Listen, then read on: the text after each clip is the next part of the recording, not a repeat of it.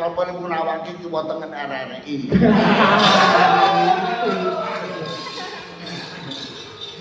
Boten Mas Sayaka.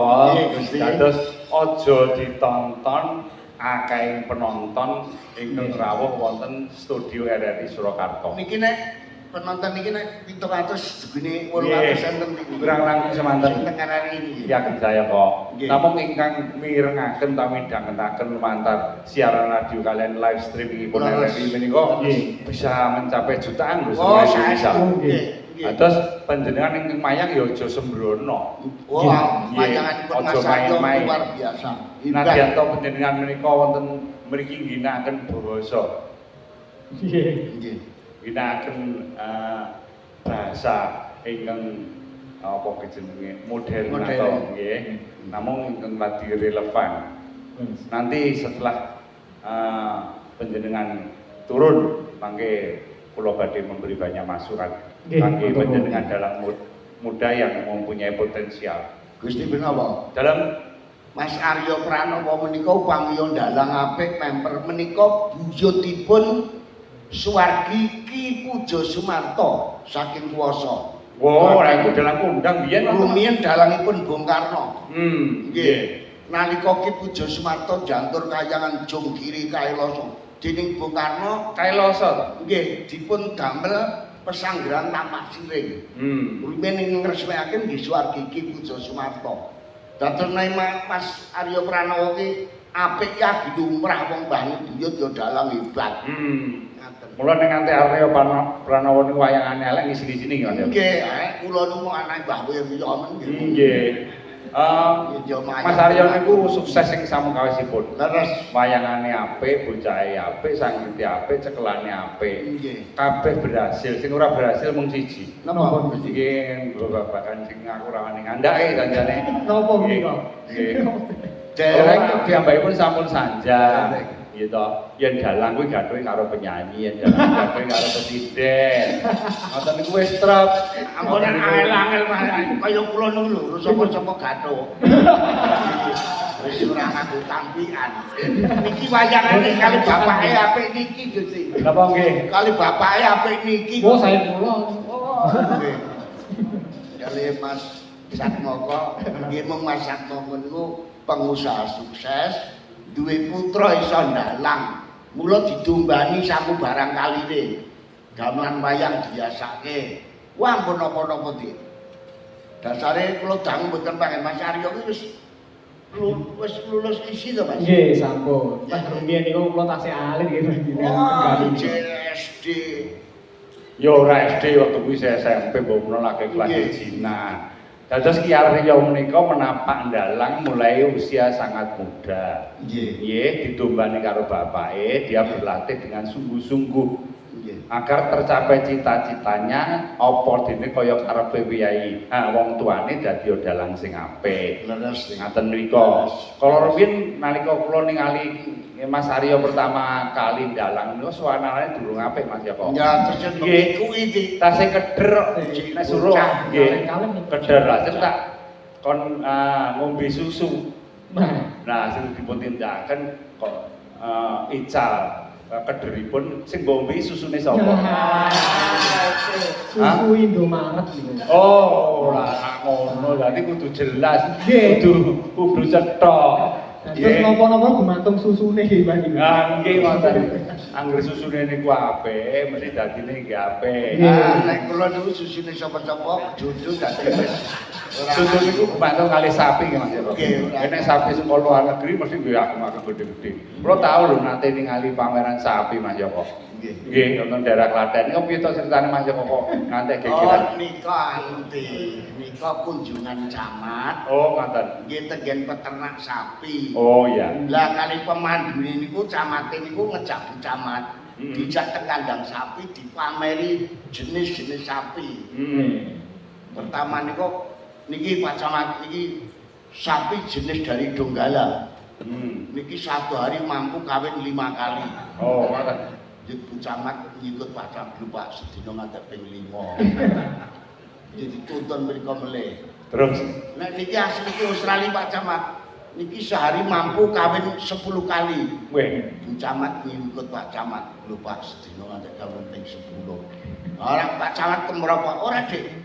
Jane ping 5 ping kuwi satu indo kok. Wah, guntas gantos ngoten, Pak. Dik Pak Camat nyingkut Bu Camat guntas ganti indo kok Bu Camat. Ora sah, ora sah. mergo gara-gara gontakan Indonesia bola-bali nggih Mas Jawa. Guntas indo. Nggih. Ono aja mbok tiru kaya ngono kuwi. Tiru aku karo Ki Ageng Sayaka. Nggih. Nggih. Ki Ageng Sayaka kuwi ditulah gawane sedo. Njur wis ora ngersake kagungan karo nek kagungan sepisan. Wis meneh sedo kok. Nggih. Nggih, nek aku kan ora. Begitu bojoku renek wis. Lah Aku sing golek presiden. Wah, nggih. Sing umure bangsa 70-an. Sing kuning golek malah angel Enten, 70. Ya ta ya. Mbak Aku golekno tas Mbak Welas Bawan, enten. Hah? Mbak Welas Bawan presiden murid malah pun 8 Pripun nek niku? niku anggere cakepane takir pondak doro mulung awang nuwun niku modar mati cakepane niku. Napa nggih? Mbak Welas nggih Bawan. Niku bola-bali cakep kaya ngapa kemerpat gawe. Lho, kaya ngene kok. Saking kemerapa. Mas Aryo, Nggih. penjan wis lulus saka isi to, Mas? Nggih, sampun alhamdulillah. Sampun. Jadi saiki usiane pinten ya, Bu? Kose diteruske wis lulus S2 napa S1-nya tok? S1 kok S2? S1 sampun lulus, S2 ini dereng. Saya proses nih. Nah, berarti beliau menika setelah menyelesaikan S1 durung trimo njipo S2. Lulus S2 mesti mengko bakal njipo S3 utawa doktor. Ngoten nggih Mas Joko? Nggih. Kulo ndek men jipo S2 diseneni. Iku mau lho mbayar Pak jipo nek. Ngoten niku. Memang anak-anak sekarang beda dengan seumurannya penjenengan. Leres, Iya leres. nggih. Jadi walaupun mempunyai keahlian menjadi seorang dalang tetapi tidak meninggalkan dunia pendidikannya. Nggih. Nggih. Dayuh ngelmu sak dhuwur-dhuwure. Nggih. Dalang niku enten sing doktor. Profesor. Nggih Lho, mboten main-main. Leres. Dokter niku enten iki, Dokter Insinyur Warsena Senonagara. Sumargi. Nggih, insinyur. Nggih. Profesor Sugeng Nugroho. Lho, Nggih. sakniki sing asta enten ing isi Surakarta. Pripun? Nggih. Niki anu lho Dik, miturut wacana Heeh. tahun 2026 niki ajeng diantenke redominasi krus uang Napa niku? dari 1000 menjadi 1 rupiah. Kaya zaman tahun 96 dulu. Biyen tahun 96 niku dari 1000 menjadi 1 rupiah. Wong dadi korban Didi Kempot Kok iso? ngenes mati sik wong. Nek 1000 kutha dadi 1 rupiah kutha kan dhek ngenes. Mboten ngaten Mas Joko. Lah sing saya protes king SIC. Nggih. Manyar 1000 dadi manyar 1 rupiah. Protes. Nggih, niku nek cara srekalane. Tapi memang bener nggih Mas Joko, dados mata uang kita itu Wah, niki ketekan Nggih, monggo Bu Bunda, tidak mriki Bunda. Wah. Mbak Yayu. Nggih. Nggih. Monggo. Pun medal putih-putih kenging. Monggo saking kula lajengaken nggih. Nggih. Mas dados mata uang kita ini mendapat inflasi yang sangat luar biasa. Nggih. Nggih. Dados leres ngendikanipun Ki saya kok kala ruwin naminipun sanering itu. Iya. Mengecilkan uang atau pemotongan uang dari Leres. 1.000 rupiah menjadi dari 1.000 menjadi Rp1. Nggih. Nggih. Nah, itu kalau sampai diwacanakan itu nggih kaya wong edan, Mas. Nggih. Walaupun harga-harga nanti sudah turun, Nggih. tapi turunnya tidak sebanding nanti dengan harga yang naik secara ekonomi. Nah, Niki jadi warga pasar ibu nggih protes kok dene dari pasar rupiah kan Nggih. mriku do protes. pun mboten usah digagas kersane mawon itu urusane pemerintah. Awak dhewe urusane nglestareke budaya. Budaya. Nggih, awake dhewe dalang, Nggih. nggih, pengrawit, ya nglestareke. Oh, dalam pun sumpah Dik. Sisa dari hidup saya ini akan saya gunakan untuk ngurung kepi, bukan hanya budaya. Wih, napa? Bu sapa-sapa. Ora mung budaya, ya bu sapa sing nganggur. Niki Dados iki saya komunika dalang ingkang ladi super ya, artinya super itu mempunyai keahlian yang lebih dibandingkan dengan dalang-dalang yang lain. Alah nopo to. Nek dalang-dalang liya kados kula panjenengan niku ora isone mung mayang. Nggih. Nggih, banyak sak cukupe. Nek niki iso dadi dagelan napa? Main ketoprak. Lho, niki nek main ketoprak dados bola dupak kok. Silat. Nggih. Mas ya kon Wayang wong. wayang wong. Lodro. Nggih. Wayang wong dapuk napa, Mbah? Ah, ya nek mirsani Nggih. anu Sekar Budaya Nusantara SBN Nggih. kula dadi salya, Oh. dadi kilat bono, dadi Ki Sapa Sidi. Niki ora sombong ora muk lho Mbak Tuti ngendikane Gusti Punapa lho Mas Pram. Nggih. Mas Aryo. Niki akhir-akhir ini jangan buka YouTube Nggih. Paku Tanah Jawa. Kula main film lho Mas. Oh, nggih. Nggih, ora saestu niku. Nggih ta? Nggih, nggih. Dan buka YouTube Paku Bioskop. Tanah Jawa, saya kok ada di situ. Luar biasa kok. Nggih. Tepuk tangan kagem bagi saya kok Gusti Abdul. Kula sajenipun namung dilengkapi kesenimannya. Leres. Di saya kok menika. Sadurunge mengko kundur, Nggih. itu dadi wis komplit kemampuannya niku perkara. Yang dalam kudar-kudur. Menungso nu kabare kabeh mesti bakal mesti mati, Mas aja wedi. Gitu. Gitu. Diparing ana umur nganti 96 nek mengke mung lumah-lumah teng amben. Ajeng napa coba? Kira kita lumah-lumah ning tak jengget ngoten lho.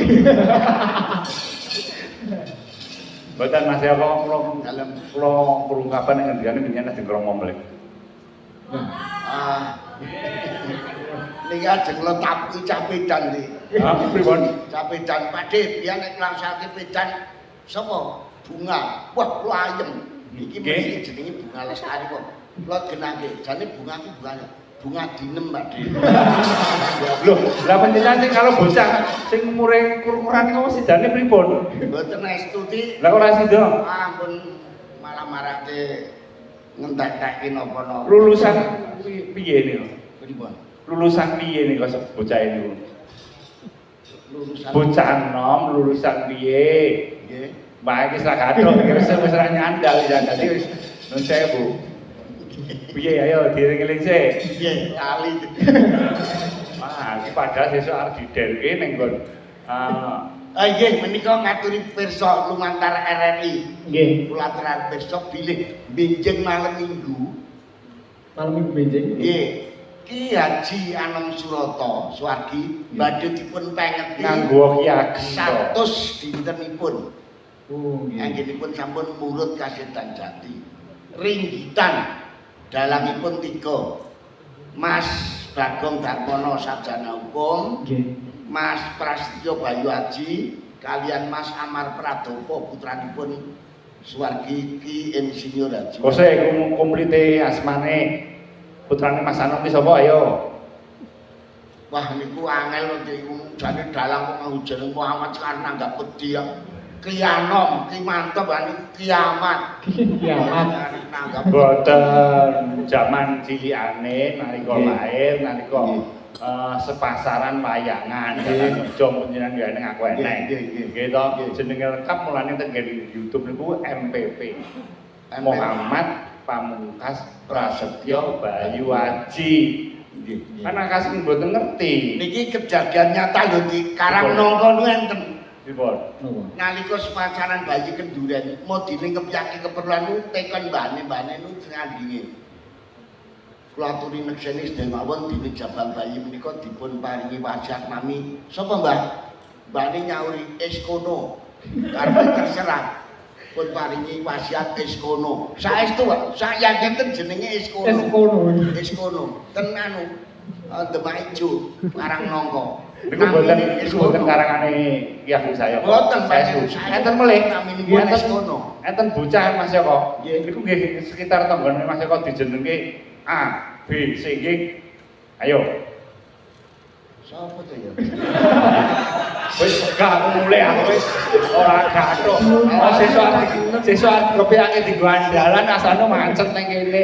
Wah, iki dienggo tes kes terakhir ana Pane disen-disenke iki. Pane kaduan dados. Niki dimirenge wong sak Indonesia lho. Menika mboten anu Dik, nika cah sekolah di. Nggih. Bapakne niku guru SD. Heeh. Gadah pit motor Honda 76. Nggih.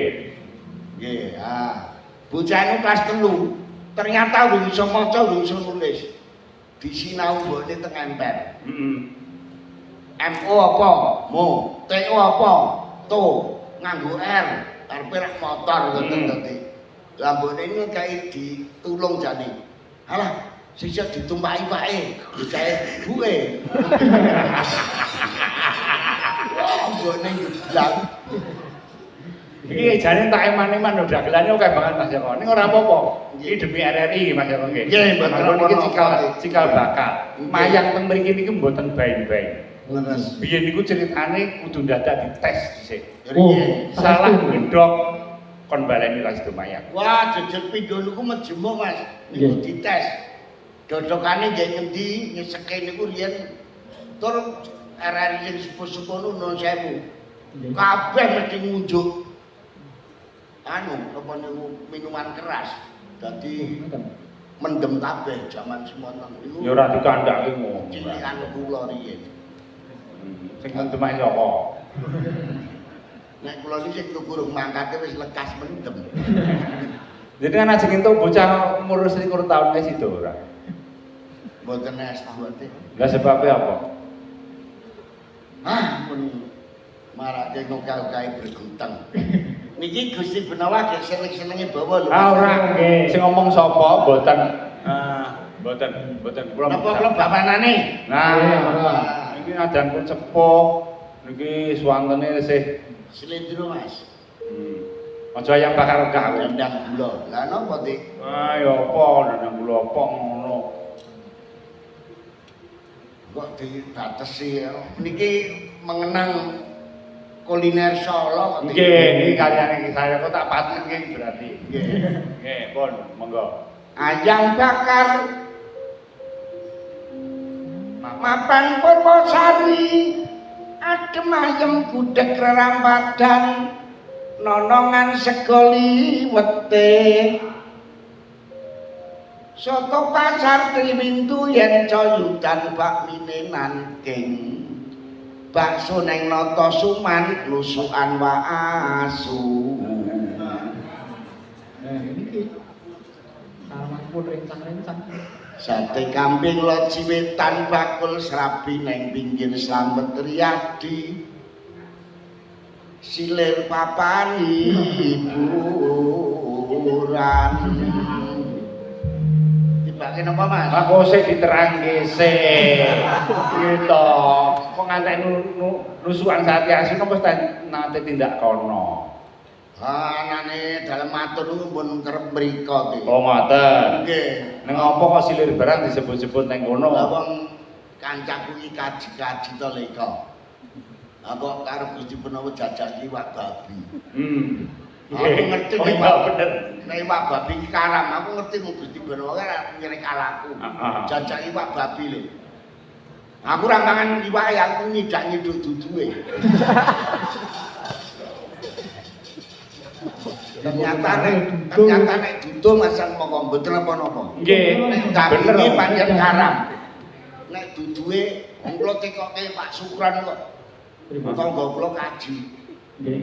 Pak Sukran menawi ulang babi, wah karam Pak ya kok.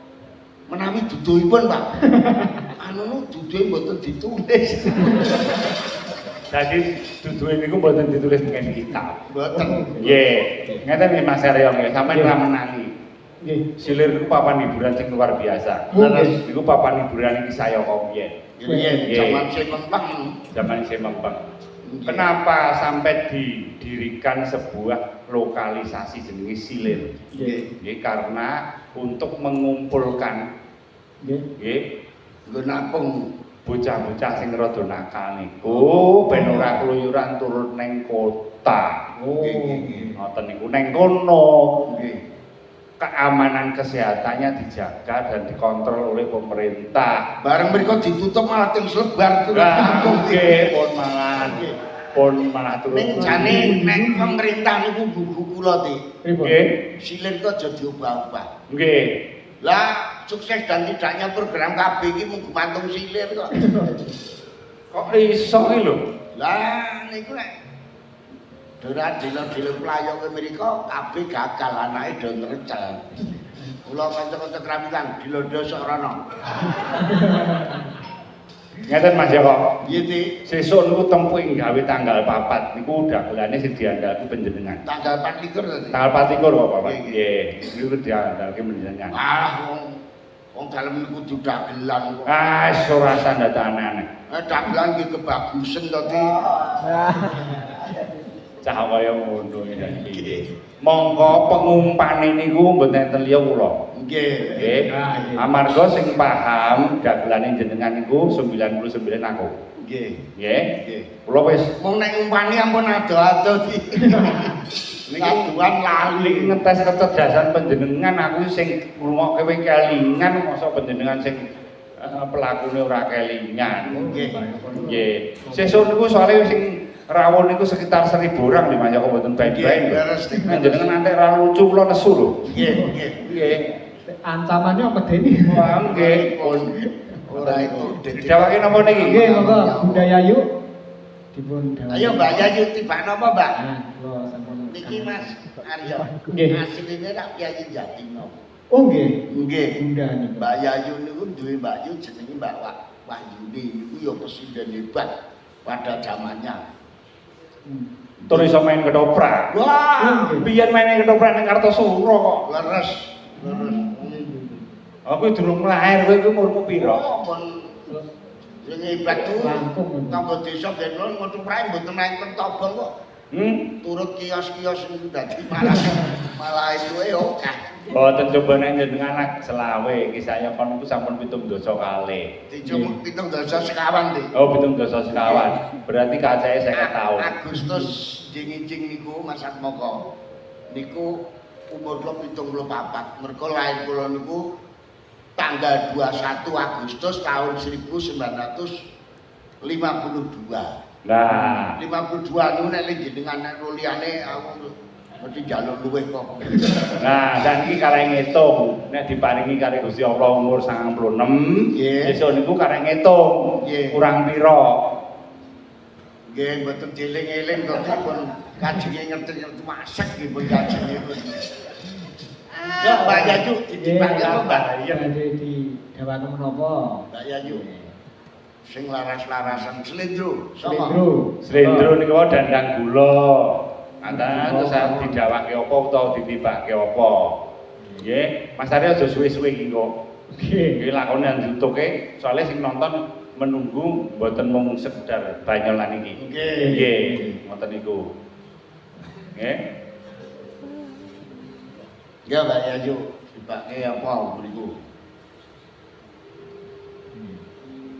Oh dibake Sri Uning apa Sri Damet?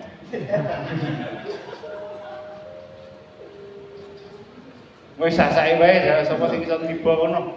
Ah, kowe wis. Monggo. Ayo. Ayo bisa Mbak Tata.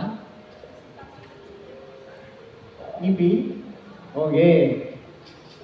Dan Yo, bosan. Wangen dari wonten Bunda. kok ben bulan kok sajane sudah lunga kabeh.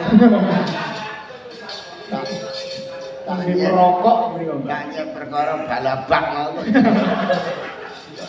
Lunga kabeh.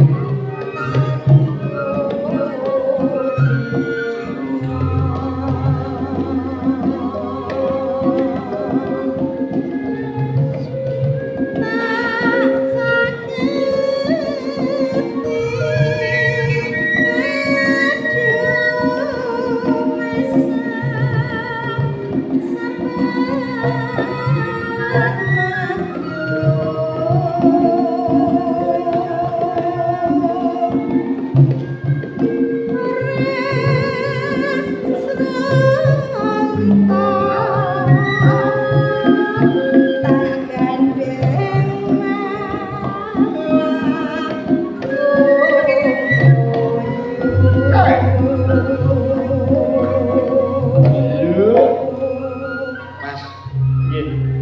oh, Mang Sitri ya ramune luwih beduke ae.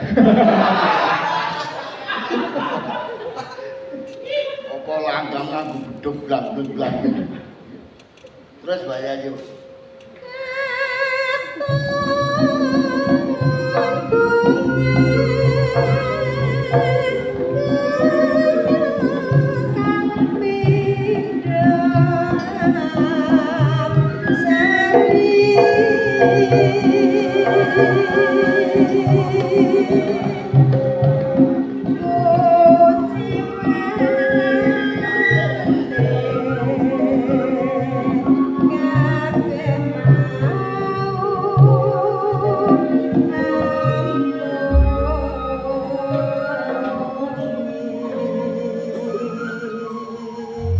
Nggih, matur nuwun Gusti Gunowo dalah Mas Sayoko. Nggih, matur nuwun Mas.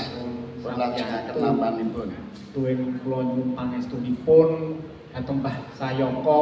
Nggih. Nggih, muga Gusti Gunowo dhateng kadang-kadang dalang muda amarta. Menawi wonten paring dawuh menapa kagem kula sarencang-rencang. Anggenipun dalang muda ngrukupi kabudayan menika. Nggih, sing penting rukun pun sae, Mas. Nggih, nggih. Nggih, matur nuwun Mbah Sayoko. Anugrahan agung. Ya. Ya. Sesuk-sesuk ngenteni apa no? Ayo nutukake lakon. Netepi